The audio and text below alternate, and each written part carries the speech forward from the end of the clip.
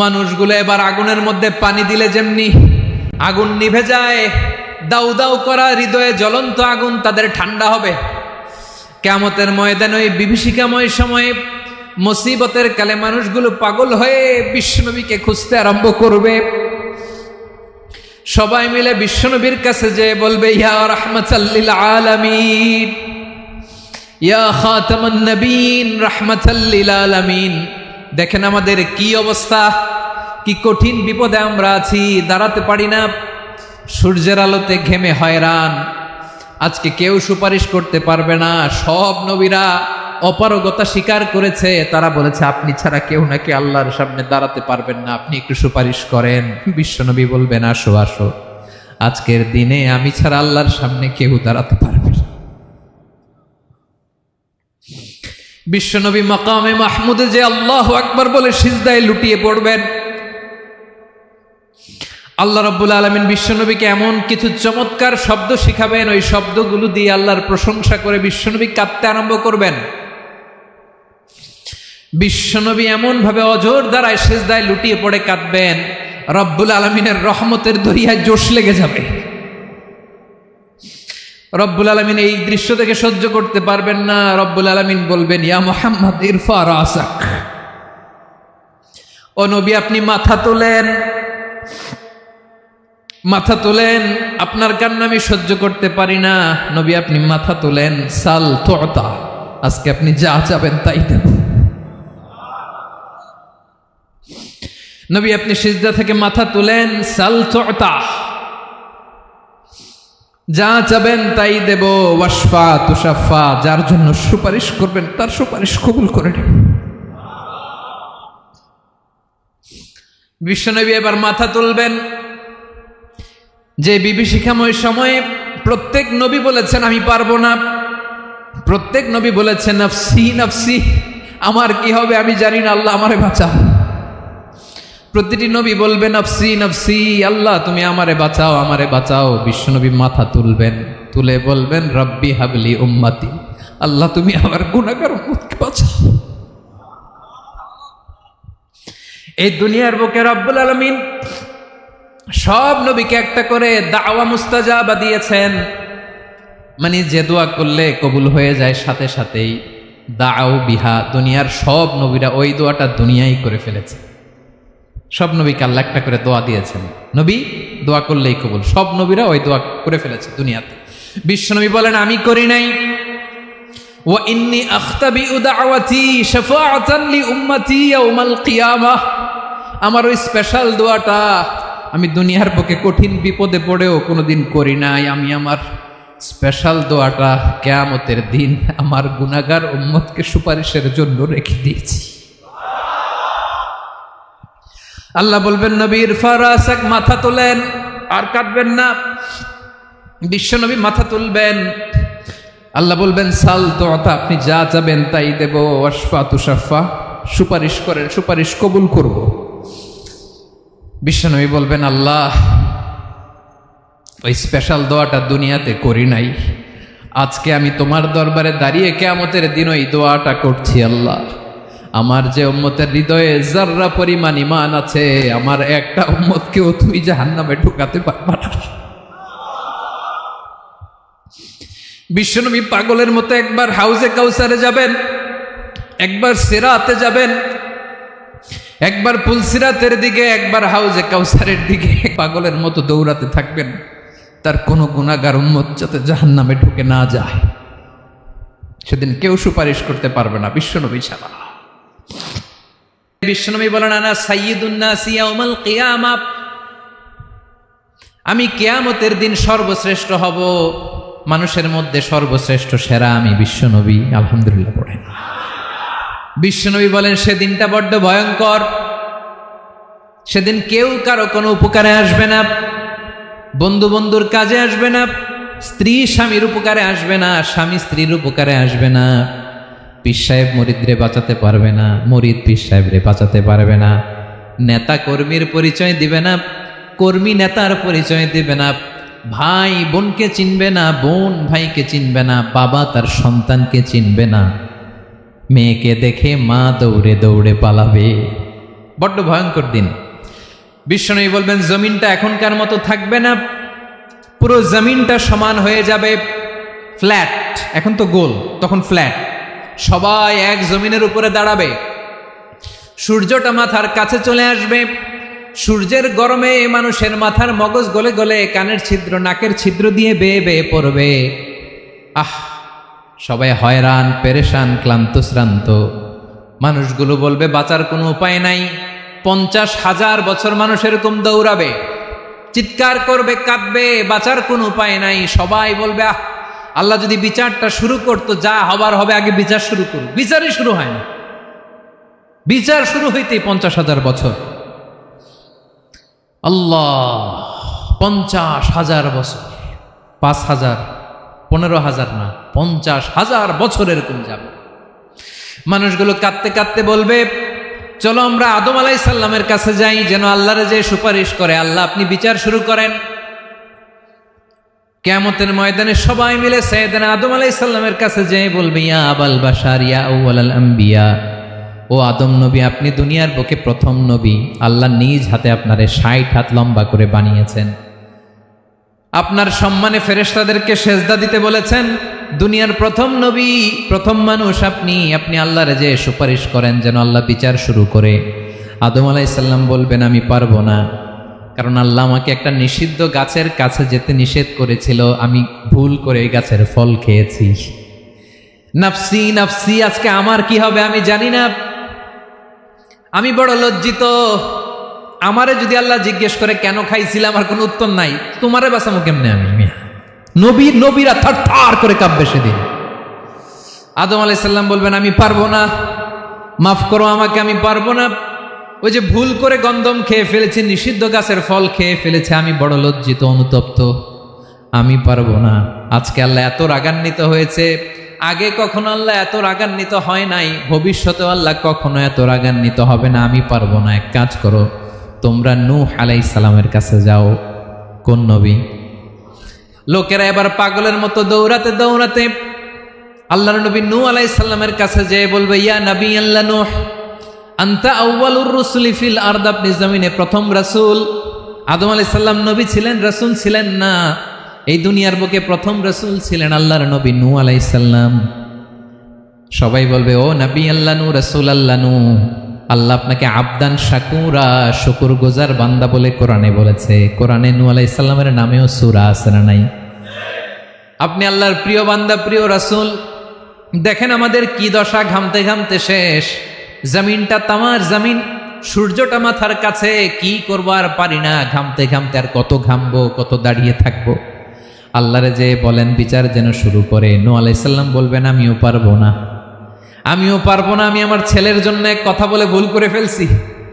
যখন মহাপ্লাবন হবে আমি বললাম আল্লাহ আমার কলিজার টুকরা সন্তান রে বাঁচান। আল্লাহ বললেন ও নূহ, সে তোমার সন্তান না, কারণ সে ঈমান আনে নাই, সে পাহাড়ের উপর দাঁড়িয়েছে, দেখি কেমনে সে বাঁচে। ওই যে আমি একটা না বুঝে আবদার করেছি, আল্লাহ আমার উপর রেগে গিয়েছিলেন। আজকে আল্লাহ ওই ব্যাপারে যদি আমারে প্রশ্ন করে, আমার কোনো জবাব নাই, আমি পারবো না, মাফ করো। তোমরা সবাই মিলে আল্লাহর খালিল ইব্রাহিম আলাইহিস সালামের কাছে যাও। লোকগুলো পাগলের মতো খুঁজতে আরম্ভ করবে, অযুত লক্ষ নিযুত কোটি মানুষের ভিড়ে আল্লাহর খালিল ইব্রাহিমকে যেয়ে বলবে ইয়া খালিলুল্লাহ, ও আল্লাহর খালিল, আল্লাহ আপনাকে বড্ড ভালোবেসেছেন, আপনি কাবা বানিয়েছেন, আল্লাহ আপনাকে বড্ড পছন্দ করেন। দেখেন আমাদের কি অবস্থা, আপনি যে আল্লাহর কাছে সুপারিশ করেন যেন আল্লাহ আজকে বিচার শুরু করে। আল্লাহর নবী ইব্রাহিম বলবেন আমিও পারবো না, আমি আমার জীবদ্দশায় 3টা মিথ্যা বলেছি। কয়টা? আসলে মিথ্যা না, একটু টুইস্ট করে কৌশল করে কথা বলেছিলেন, ওইটাকে হাদিসে মিথ্যা বলা হয়েছে। আমি জীবনে 3টা মিথ্যা বলেছি, জীবন বাঁচানোর তাগিদে কৌশল করে 3টা কথা বলেছি। আজকের এই কঠিন ময়দানে আল্লাহ যদি ওই 3টা কথার ব্যাপারে জিজ্ঞেস করে, লজ্জায় আমি মাথা দেখাতে পারবো না, আমিও পারবো না, আমিও পারবো না। আজকে আল্লাহ এত রেগে আছে, আগে কখনো এত রাগে নাই, পরেও রাখবে না। তোমরা সবাই মিলে বনি ইসরাইলের নবী মূসা আলাইহিস সালামের কাছে যাও। সবাই এবার যাবে মূসা আলাইহিস সালামের কাছে, যেয়ে বলবে ইয়া নবী আল্লাহ মূসা, আপনি ছিলেন কালিমুল্লাহ, আল্লাহর সাথে সরাসরি কথা বলতেন। রব্বুল আলামিন আপনাকে তাওরাত কিতাব দিয়েছেন, আপনি যে একটু সুপারিশ করেন। আল্লাহর নবী মুসা বলবেন, মাফ করো, আমিও পারবো না, আমি দুনিয়ার বুকে ভুল করে একটা মানুষকে মেরে ফেলেছি। আমি মারছিলাম আদব শিক্ষা দেওয়ার জন্য এক থাপ্পড়, এই থাপ্পড়ে যে ওই লোক মরেই যাবে আমি জানতাম না। আজকে আল্লাহ যদি জিজ্ঞেস করে কেন মারলা, জবাব আছে? ওই লজ্জায় আমি অনুতপ্ত, আমি পারবো না, আমার এই কথা বলো না। আজকে আল্লাহ বড্ড রেগে আছে, আমি পারবো না। তোমরা আল্লাহর নবী ঈসা আলাইহিস সালামের কাছে যাও। কিয়ামতের ময়দানে মানুষগুলো পাগল পাড়া হয়ে আল্লাহর নবী ঈসা আলাইহিস সালামের কাছে যাবে, যে বলবে, নবী ঈসা আপনি রূহুল্লাহ, বাবা ছাড়া আল্লাহ আপনাকে বানিয়েছেন, ইনজিল কিতাব দিয়েছেন, মৃত মানুষকে আপনি জীবিত করতে পারতেন। আজকের এই কঠিন বিপদের দিনে আপনি আমাদের সাহায্য করেন। আল্লাহর কাছে যে বলেন যেন বিচার শুরু করে। ঈসা আলাইহিস সালাম বলবেন, আমিও পারবো না, ইন্নী উবিদতু মিন দুনিল্লাহ, আমার উম্মত খ্রিস্টানেরা আল্লাহরে বাদ দিয়ে আমি ঈসার ইবাদত করেছে। আমার মা ম্যারি আর আমাকে ডাকতো জেসাস ক্রাইস্ট, আমার ইবাদত করেছে। যদিও আমি আমার ইবাদত করতে বলি না, ঈসা আলাইহিস সালামও ইবাদত করতে বলেছেন একজনের, তিনি কে? আল্লাহর নবী ঈসা আলাইহিস সালাম বলবেন, আমিও পারবো না, আজকে আল্লাহ অনেক রেগে আছে, আমি পারবো না। তবে একটা পরামর্শ দিতে পারি, একটা সাজেশন দিতে পারি। আজকের দিনে এই কঠিন মুসিবতের কালে, এই কঠিন সময়ে কেউ আল্লাহর দরবারে দাঁড়িয়ে একটা টু শব্দ করার ক্ষমতা কারো নাই, একমাত্র আখিরি জামানার পয়গাম্বর বিশ্বনবী মুহাম্মাদুর রাসূলুল্লাহ ছাড়া। মানুষগুলো এবার আগুনের মধ্যে পানি দিলে যেমনি আগুন নিভে যায়, দাউ দাউ করা হৃদয়ে জ্বলন্ত আগুন তাদের ঠান্ডা হবে। কিয়ামতের ময়দানে ওই বিভীষিকাময় সময়ে মুসিবতের কালে মানুষগুলো পাগল হয়ে বিশ্বনবীকে খুঁজতে আরম্ভ করবে। সবাই মিলে বিশ্বনবীর কাছে যেয়ে বলবে, ইয়া রাহমাতাল লিল আলামিন, ইয়া খাতামান নবীন, রাহমাতাল লিল আলামিন। দেখেন আমাদের কি অবস্থা, কি কঠিন বিপদে আমরা আছি, দাঁড়াতে পারি না, সূর্যের আলোতে ঘেমে হয়রান। আজকে কেউ সুপারিশ করতে পারবে না। সব নবীরা অপারগতা স্বীকার করেছে, তারা বলেছে আপনি ছাড়া কেউ নাকি আল্লাহর সামনে দাঁড়াতে পারবেন না, আপনি একটু সুপারিশ করেন। বিশ্বনবী বলবেন, আসো আসো, আজকের দিনে আমি ছাড়া আল্লাহর সামনে কেউ দাঁড়াতে পারবে না। বিশ্বনবী মাকামে মাহমুদে যে আল্লাহু আকবার বলে সিজদায় লুটিয়ে পড়বেন। আল্লাহ রাব্বুল আলামিন বিশ্বনবীকে এমন কিছু চমৎকার শব্দ শিখাবেন, ওই শব্দগুলো দিয়ে আল্লাহর প্রশংসা করে বিশ্বনবী কাঁদতে আরম্ভ করবেন। বিশ্বনবী এমন ভাবে অজোর দ্বারায় সিজদায় লুটিয়ে পড়ে কাঁদবেন, রব্বুল আলামিনের রহমতের দরিয়ায় জোশ লেগে যাবে।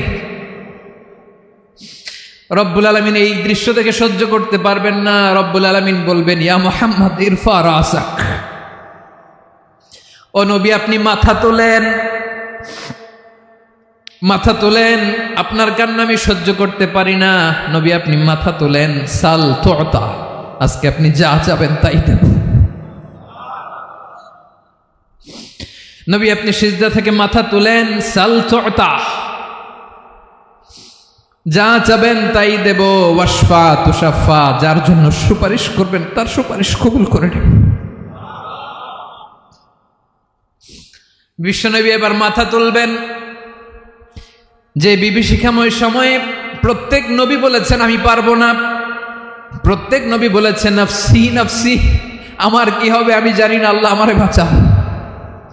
প্রতিটি নবী বলবে নফসি নফসি, আল্লাহ তুমি আমারে বাঁচাও, আমারে বাঁচাও। বিশ্বনবী মাথা তুলবেন, তুলে বলবেন রব্বি হাবলি উম্মতি, আল্লাহ তুমি আমার গুনাহগার উম্মতকে বাঁচাও। এই দুনিয়ার বুকে রব্বুল আলামিন সব নবীকে একটা করে দাওয়া মুস্তাজাবা দিয়েছেন, মানে যে দোয়া করলে কবুল হয়ে যায় সাথে সাথেই। দাও বিহা, দুনিয়ার সব নবীরা ওই দোয়াটা দুনিয়ায় করে ফেলেছে। সব নবীকে আল্লাহ একটা করে দোয়া দিয়েছেন, নবী দোয়া করলেই কবুল। সব নবীরা ওই দোয়া করে ফেলেছে দুনিয়াতে। বিশ্বনবী বলেন আমি করি নাই।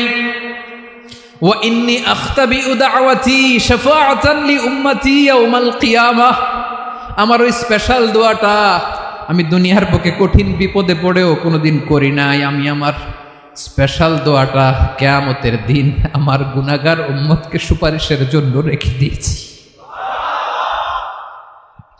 আল্লাহ বলবেন নবীর ফারাসাক, মাথা তোলেন, আর কাটবেন না। বিশ্বনবী মাথা তুলবেন। আল্লাহ বলবেন সাল তোতা, আপনি যা চাবেন তাই দেব। ওয়াশফা তুশাফা, সুপারিশ করেন, সুপারিশ কবুল করব।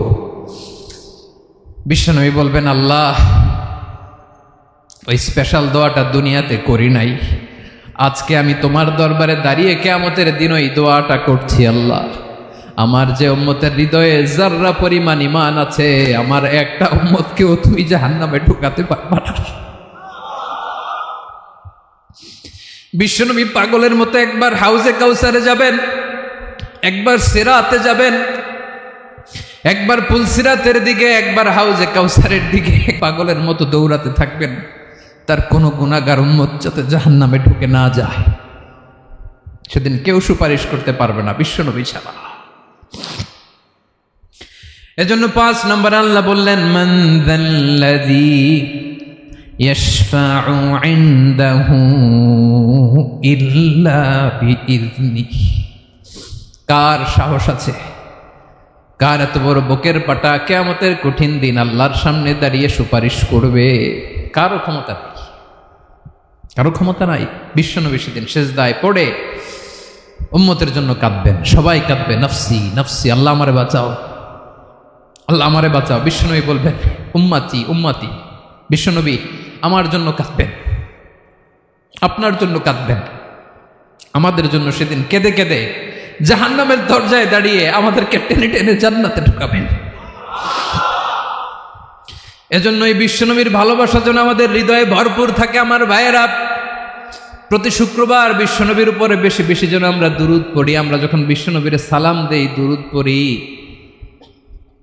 একদল স্পেশাল ফেরেশতা আছে যারা বিশ্বনবীর দুরূদটা নিয়ে সরাসরি বিশ্বনবীর রওজায় যায়, যে বলে অমুকের বেটা অমুক আপনারে সালাম দিয়েছে। বিশ্বনবী নিজ কবরের থেকে নিজেই সালামের উত্তর দেয়।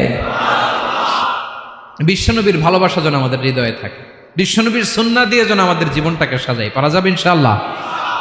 বিশ্বনবীর ভালোবাসা ছাড়া কেউ জান্নাতে ঢুকতে পারবে? বিশ্বনবীর পক্ষে আমরা বলবো, বিশ্বনবীর পক্ষে আমরা লিখব, বিশ্বনবীর জন্য আমরা আমাদের কলিজার রক্ত বিলিয়ে দিব, ঠিক কিনা বলেন? সেদিন বিশ্বনবী ছাড়া কেউ সুপারিশ করতে পারবে না। 5 নম্বর আল্লাহ বললেন মান যাল্লাযী ইয়াশফাউ ইনদাহু ইল্লা বিইযনি। কে আছে সুপারিশ করবে আল্লাহর সামনে? আর আপনি আপনার বাবার দরবারে যে সেজদা দেন, হ্যাঁ, ইব্রাহিম আলাইহিস সালাম থারথার করে কাঁপবে আর বলবে নফসি নফসি, আল্লাহ আমারে বাঁচাও।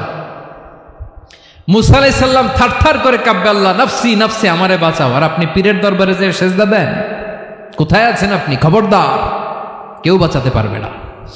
যাকে ইল্লা আল্লাহ যাকে অনুমতি দেন, বিশ্বনবীকে দিবেন, নবীদেরকে দিবেন, এরপরে আল্লাহ তার স্পেশাল ওয়ালিদেরকে, মুত্তাকিনদেরকে, শহীদদেরকে, সিলেক্টেড বান্দাদেরকে দিবেন। কিন্তু কাকে দিবেন, কার জন্য দিবেন, দুনিয়ার কেউ জানে না একজন ছাড়া। তিনি কে? আল্লাহর ওয়ালিদেরকে, নেককার লোকদেরকে আল্লাহ সুপারিশের অনুমতি দিবেন। কিন্তু আপনি যারে মানেন, যার পায়ে সেজদায় লুটিয়ে পড়ে থাকেন, তারে যে আল্লাহ দিবেন, এটার কোনো গ্যারান্টি আছে? কথা বলেন। এজন্য জপতে হবে একজনের নাম, আওয়াজ করে বলুন তিনি কে? আয়াতুল কুরসির 5 নাম্বার কথা হচ্ছে সেদিন কেউ কারো উপকারে আসবে না, সুপারিশ করার সুযোগ পাবে না, আল্লাহ যাকে অনুমতি দেয় তিনি ছাড়া। কয়টা গেল? 6 নাম্বার আল্লাহ বললেন ইয়ালামু মা বাইনা আইদিহিম ওয়া মা খালফাহুম। তোমাদের সামনে, তোমাদের পেছনে যখন যেটাই ঘটুক না জানে কে? আওয়াজ করে বলুন, কেউ যেটা জানে না জানে কে? কেউ যেটা দেখে না দেখে কে? কেউ যেটা শোনে না শোনে কে? ইয়ালামু মা বাইনা আইদিহিম ওয়া মা, দৃষ্টিগোচর, দৃষ্টির বাইরে যা ঘটে কে জানে? তবে ঘরের ভিতরে ঢুকে জানালা বন্ধ করে লাইট অফ করে যদি আমরা কিছু করি, ওইটা আর আল্লাহ জানে না। হ্যাঁ, জানে? ওইটাও জানে। যত কালো পর্দা লাগায়া লাইট বন্ধ করে একা একা পাপ করেন, দেখে কে? এজন্য অন্ধকারে পাপ করলেও সেখানেও আল্লাহর দৃষ্টি আছে না নাই? আলিমুল গায়বি ওয়াশ শাহাদা, দৃশ্য অদৃশ্য সব জানেন, সব। আল্লাহ বলেন ওয়া আসিররু কাওলাকুম আও ইজহারু বিহি ইন্নাহু আলিমুম বিযাতিস সুদূর। প্রকাশ্যে করো কিংবা গোপনে করো, সব জানেন, এমনকি অন্তরে অন্তরে কি ভাবো তাও জানেন। মুখে গালি দেন নাই, মনে মনে গালি দিছেন, ওটা তো আল্লাহ জানে না? হ্যাঁ, আলিমুম বিযাতিস সুদূর, অন্তরে যা আছে ওইটাও ইয়ালামু খাইনাতাল আয়ুন ওয়া মা তুখফিস সুদূর। চোখ দিয়ে, অনেকে দেখবেন চোখ দিয়ে চোখ মারে, ওইটাও আল্লাহ দেখেন। বিচার করতেছে, বিচারককে ঘুষ টুস দিয়ে আপনি চোখ মারলেন যে এইভাবে না ওইভাবে কর, ওইটা তো আল্লাহ দেখে টেকে নেই। হ্যাঁ, খাইনাতাল আয়ুন, চোখের খেয়ানত দেখে। ওয়া মা তুখফিস সুদূর, অন্তরে যেটা লুকায় রাখো এটাও তিনি দেখেন। এজন্য আল্লাহ বলেন 6 নম্বর কথা হচ্ছে ইয়ালামু মা বাইনা আইদিহিম ওয়া মা খালফাহুম, সামনে পেছনে যা ঘটে সব জানে কে? কথা ক্লিয়ার? 7 নম্বরে আল্লাহ বললেন ওয়ালা ইউহিতুনা বিশাইইম মিন ইলমিহি ইল্লা বিমা শা। কেউ তার জ্ঞানকে পরিব্যাপ্ত করতে পারে না, পরিবেষ্টন করতে পারে না। তার জ্ঞানে কি আছে কেউ জানতে পারে না, ততটুকু ছাড়া যতটুকু তিনি জানান। সুবহানাল্লাহ। নবীরা কি সব জানেন? বিষ্ণু ঈসা ইসলাম সব জানতেন না। আল্লাহ তাআলা নবীদেরকে যতটুকু জানান ততটুকুই নবীরা বলে, ঠিক কি না? ওমা ইয়ানতিকু আনিল হাওয়া ইন হুয়া ইল্লা ওয়াহয়ুই ইউহা। আল্লাহ যতটুকু জানায় নবীরা ততটুকু বলতে পারে, এর বাইরে বলতে পারে না। আল্লাহ যতটুকু জানায় ততটুকু। আমাদের জ্ঞান যা আছে দিছে কে? সবাই বলুন, কে দিছে? এজন্য আল্লাহ বলে আমি যদি জ্ঞান দেই তাইলে তোমরা জ্ঞান পাও, এছাড়া জ্ঞানের কোনো মাধ্যম দুনিয়াতে। আর আমাদের জ্ঞান একেবারে কম, এই জ্ঞান নিয়ে আমরা বড়াই, কত বড়াই করি, জ্ঞানের কত বড়াই, গর্ব অহংকার, কত গরম আছে না নাই?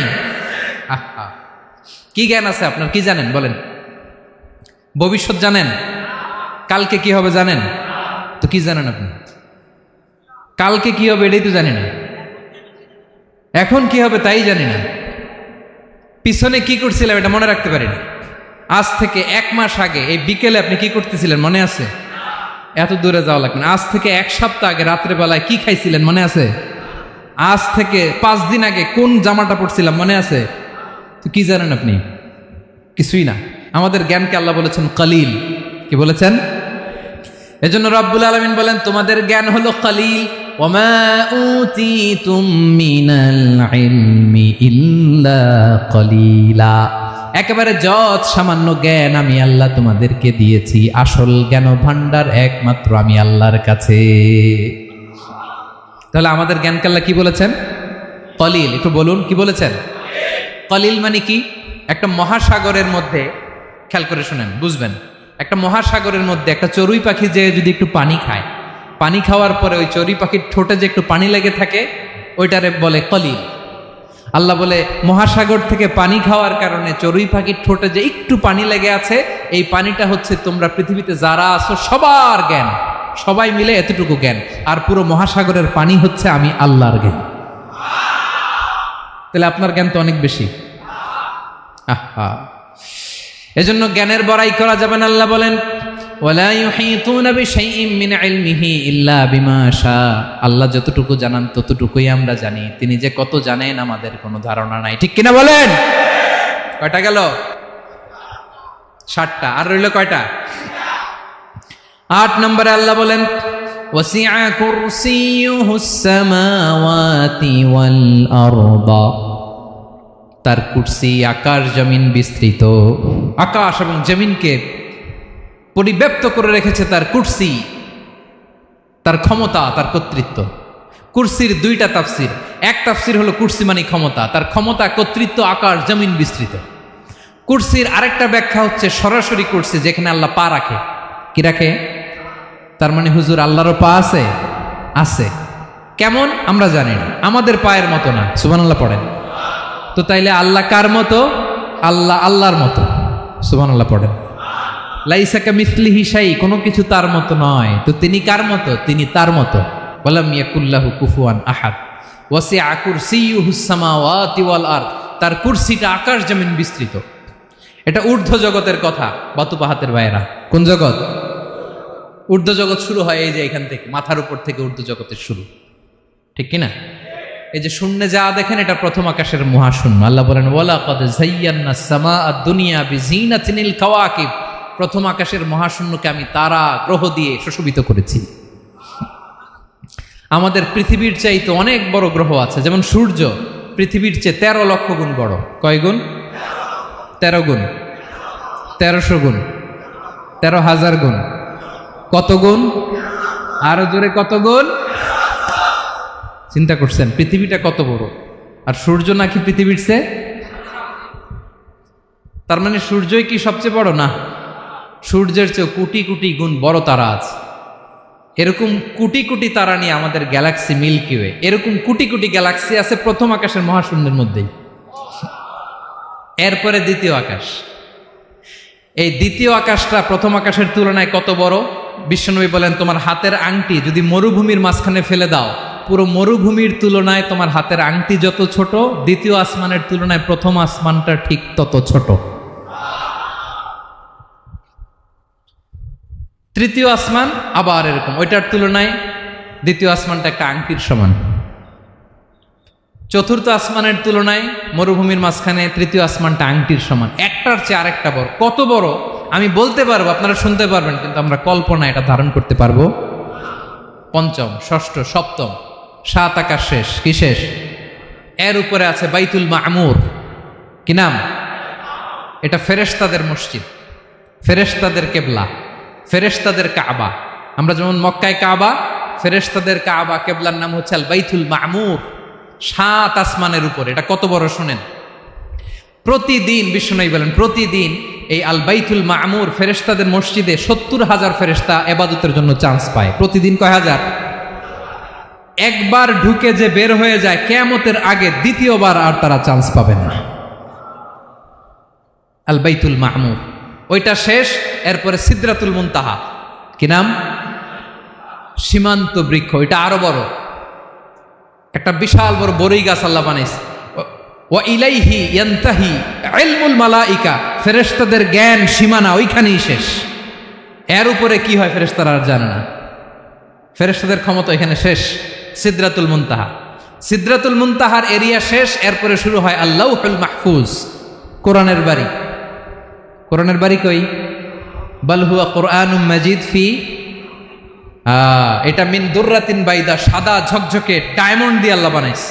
আমাদের সবার তাকদীর ভাগ্যলিপি ওইখানে লেখা, কি হবে না হবে। কোরআনের বাড়ি ওইটা, ওইটা শেষ। এরপরে শুরু হয় লা জামান লা মাকান এরিয়া।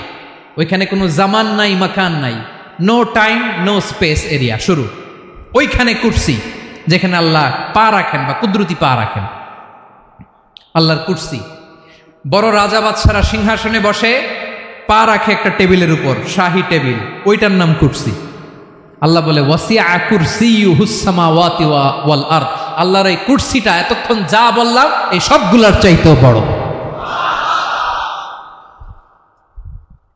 কুরসির উপরে আছে আল্লাহর আরশ। আর রহমানু আলাল আরশি ইস্তাওয়া, রব্বুল আলামিন ওই আরশের উপরে। আমি যেমনি চেয়ারের উপরে এরকম না, যেভাবে আল্লাহর জালালিয়াত, হিজ হাইনেস, হিজ রয়্যালনেস, আল্লাহর জালালিয়াত, আল্লাহর কুদরতের মাধ্যমে যেভাবে আল্লাহ আরশের উপর থাকা দরকার, আল্লাহর সত্তা, আল্লাহ ঠিক ওইভাবে আছেন, আরশের উপরে আছেন। ওয়া ইয়াহমিলু আরশা রাব্বিকা ফাওকাহুম ইয়াওমাইদিন সামানিয়া, কিয়ামতের দিন আল্লাহর এই আরশটা 8 জন ফেরেশতা বহন করবে। আরশ বহনের জন্য আল্লাহর ফেরেশতা লাগে না, কোনো কাজের জন্যই আল্লাহর ফেরেশতা লাগে না। আল্লাহ বলে কুন ফায়াকুন, হয়ে যায়। তারপরে আল্লাহ নিয়োজিত রেখেছেন। সেদিন কিয়ামতের দিন আল্লাহর আরশটা বহন করবে কয়জন ফেরেশতা?